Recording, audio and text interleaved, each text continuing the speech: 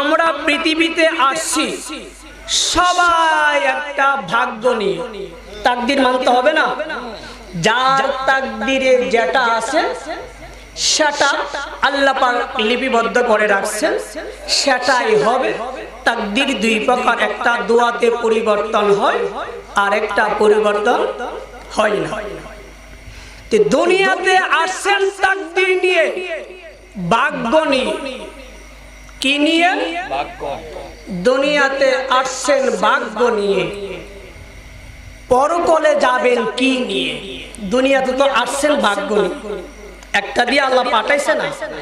দুনিয়াতে আসছেন ভাগ্য নিয়ে, আর পরকালে যাবেন কি নিয়ে? এই বিষয়টাই ভাবার বিষয়, এটাই চিন্তার বিষয়, এটাই গবেষণার বিষয়।